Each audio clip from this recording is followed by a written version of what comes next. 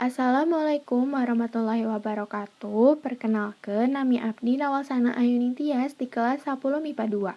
Dina danget ayeuna, sim kuring baris medar hiji dongeng dina basa Sunda anu judulna Sakadang Bagong Anu Sombong.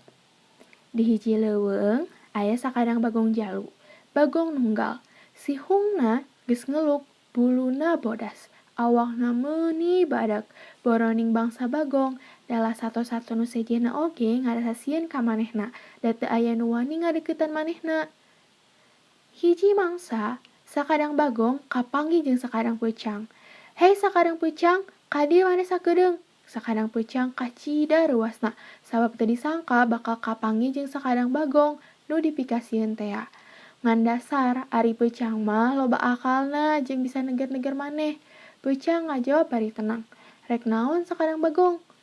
Maneh nyaho, ayeuna yen saleuweung ieu geus teu aya deui nu wani ka kaula. Kabeh sasaton sarieun, cek bagong bari sombong. Bener, tembal peucang bari unggek-unggekan. Ngan naon, cek sakadang bagong bari mureleng.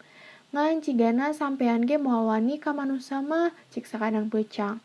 Hah, nu kos kumaha sato nu dingaranan manusa teh? Sakadang bagong nanya.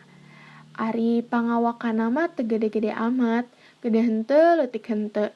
Lamun leumpang make dua suku teu siga urang kieu, ngan manehna mah pinter loba akalna, cek peucang teh.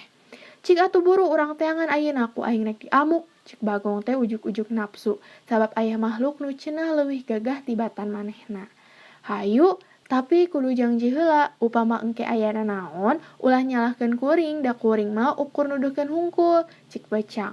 Moal, malah maneh jadi saksi kumaha eta kahebatan kaula, cek sakadang bagong bari sombong. Peucang jeung bagong tuluy neangan nu ngaranna manusa. Nyarumput di nubuni di sisi jalan nu biasa sok diliwatan ku jelema. Teu lila, jol budak sakola make pakaian saragam keneh bari mamawa tas nu isina buku. Kawasna mah rek indit sakola. Bagong nanya ka peucang lalaunan. Ieu lain nu ngaranna manusa teh, tembal peucang.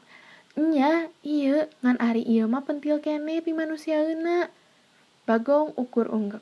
Teu lila, jol datang aki-aki nu geus kolot, utak itek bari mamawa tongkat. Ieu lain manusia mah, sakadang bagong nanya. Peucang gancang ngajawab. Bener, ngan ieu mah geus dalu mun cara buah mah. Ke, sabar, moal lila deui ge datang geura. Bagong unggek deui. Tekung si lila, jol paninggaran ngajingjing-jingjing bedil. Lempangna dangah bari rurat reret ka kenca katuhueun jalan. Tah, mun ieu mah bener manusianya? Bagong nanya bari kawas nu teu sabar pisan. Peucang gancang ngajawab. Tah, ieu mah bener nu ngaranna manusia. Barang ngadenge jawaban kitu, sakadang bagong tuluy lumpat gancang ti panyumputan nuju ka manusia. Maksad rek nubruk ti hareup. Paninggaran barang nempo bagong nu rek nubruk, gancang ngekang bedilna. Tuluy ngaceungkeun bedilna ka bagong. Barang geus deukeut, jeder, suara bedil kasada. Pelorna nyamber kana sirahna. Bagong nu tadi keur meumpeng lumpat gancang sakotepat nambru nepi ka henteu dueuh hudang deui. Paninggaran nyamperkeun ka sakadang bagong nu geus ngagoler bari ngomong. Ieu sato nu sok ngarusak pepelakan aing teh, cenah. Ari sakadang peucang mah barang nempok kitu teh ukur ngagideg. Tuluy ngalewes deui asup kana leuweung. Mun sakitu nu tiasa dipikahatur kirang langkungna sing dihapunten. Billahi taufik wal hidayah. Wassalamualaikum warahmatullahi wabarakatuh.